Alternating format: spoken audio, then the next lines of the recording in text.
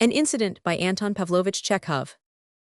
Morning brilliant sunshine is piercing through the frozen lacework on the window panes into the nursery. Vanya, a boy of 6 with a cropped head, and a nose like a button, and his sister Nina, a short, chubby, curly-headed girl of 4, wake up and look crossly at each other through the bars of their cots.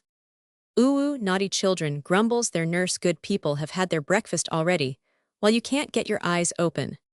The sunbeams frolic over the rugs, the walls, and nurses' skirts, and seem inviting the children to join in their play. But they take no notice. They have woken up in a bad humor. Nina pouts, makes a grimace, and begins to whine. Break fast, nurse, breakfast. Vanya knits his brows and ponders what to pitch upon to howl over. He has already begun screwing up his eyes and opening his mouth. But at that instant, the voice of Mama reaches them from the drawing room, saying, "Don't forget to give the cat her milk. She has a family now." The children's puckered countenances grow smooth again as they look at each other in astonishment. Then both at once begin shouting, jump out of their cots, and filling the air with piercing shrieks, run barefoot in their nightgowns to the kitchen. "The cat has puppies," they cry. "The cat has got puppies." Under the bench in the kitchen, there stands a small box, the one in which Stepan brings coal. When he lights the fire, the cat is peeping out of the box. There is an expression of extreme exhaustion on her gray face. Her green eyes, with their narrow black pupils, have a languid, sentimental look from her face. It is clear that the only thing lacking to complete her happiness is the presence in the box of him, the father of her children, to whom she had abandoned herself so recklessly. She wants to mew, and opens her mouth wide, but nothing but a hiss comes from her throat. The squealing of the kittens is audible. The children squat on their heels before the box, and motionless, holding their breath, gaze at the cat. They are surprised, impressed, and do not hear nurse grumbling as she pursues them. The most genuine delight shines in the eyes of both. Domestic animals play a scarcely noticed but undoubtedly beneficial part in the education and life of children. Which of us does not remember powerful but magnanimous dogs, lazy lapdogs, birds dying in captivity, dull-witted but haughty turkeys, mild old tabby cats, who forgave us when we trod on their tails for fun, and caused them agonizing pain? I even fancy sometimes that the patience, the fidelity, the readiness to forgive, and the sincerity which are characteristic of our domestic animals have a far stronger and more definite effect on the mind of a child than the long exhortations of some dry, pale Karl Karlovich, or the misty expositions of a governess, trying to prove to children that water is made up of hydrogen and oxygen. "What little things," says Nina, opening her eyes wide and going off into a joyous laugh. "They are like mice." 1, 2, 3, Vanya counts 3 kittens, "So there is one for you, one for me, and one for somebody else too." "Murm, murm," purrs the mother, flattered by their attention. "Murm."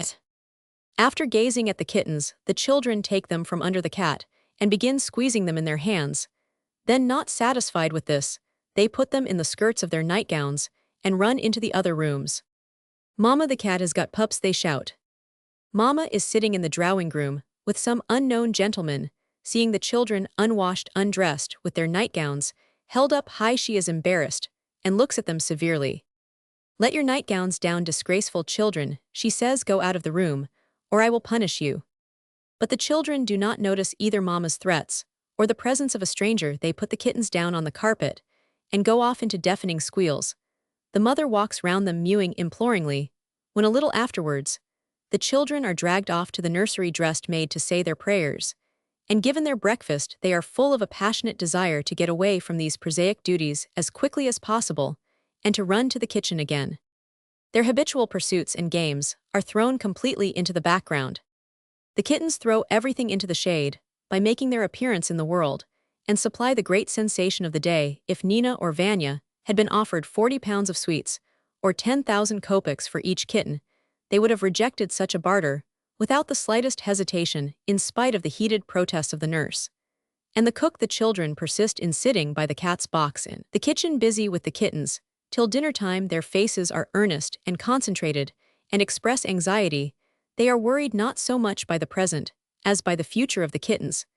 They decide that one kitten shall remain at home with the old cat to be a comfort to her mother, while the second shall go to their summer villa, and the third shall live in the cellar where there are ever so many rats. "But why don't they look at us?" Nina wondered. "Their eyes are blind like the beggars."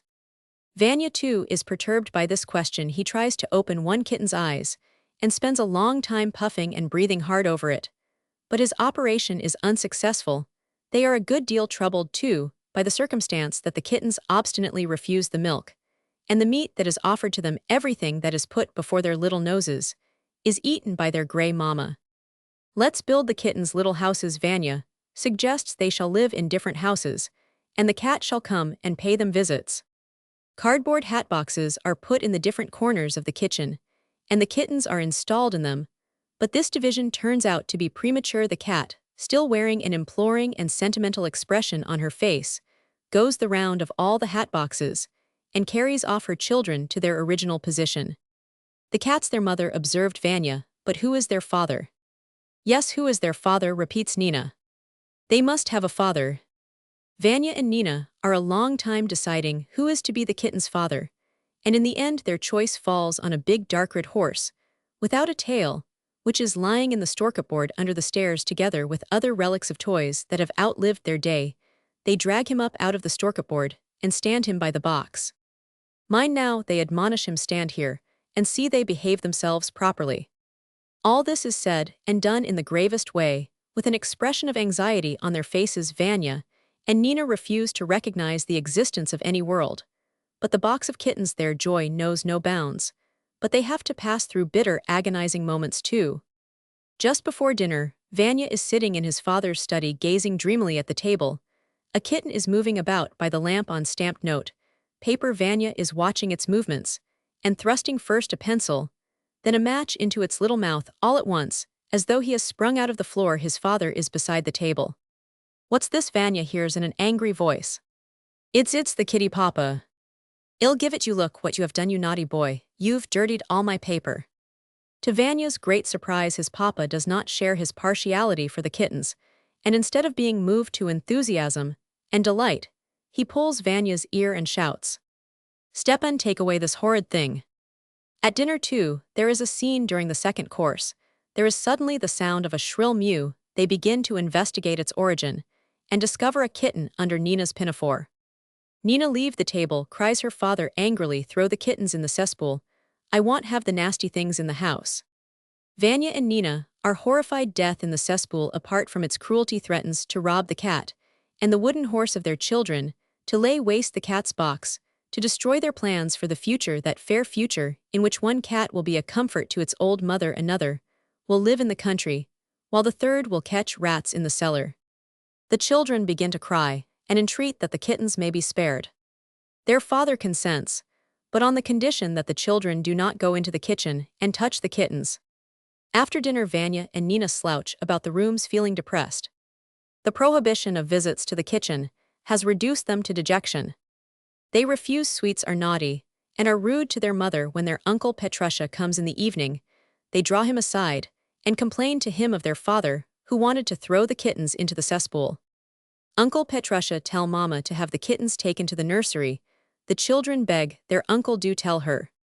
They're very well, says their uncle, waving them off. All right. Uncle Petrusha does not usually come alone. He is accompanied by Nero, a big black dog of Danish breed, with drooping ears and a tail as hard as a stick. The dog is silent, morose, and full of a sense of his own dignity.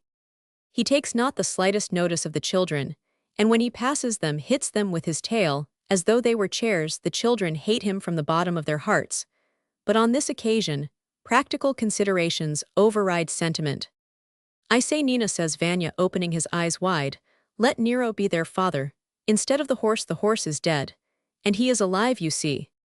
They are waiting the whole evening for the moment when Papa will sit down to his cards, and it will be possible to take Nero to the kitchen without being observed. At last Papa sits down to cards.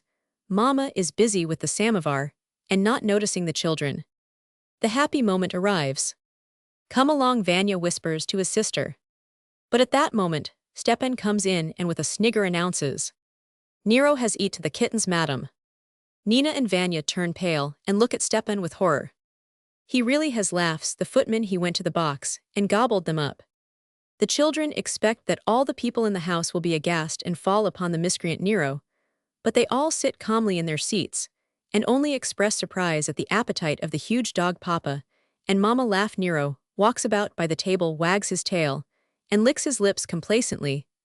The cat is the only one who is uneasy with her tail in the air. She walks about the rooms looking suspiciously at people and mewing plaintively. Children, it's past 9, cries Mama, it's bed. Vanya and Nina go to bed, shed tears, and spend a long time thinking about the injured cat and the cruel, insolent, and unpunished Nero.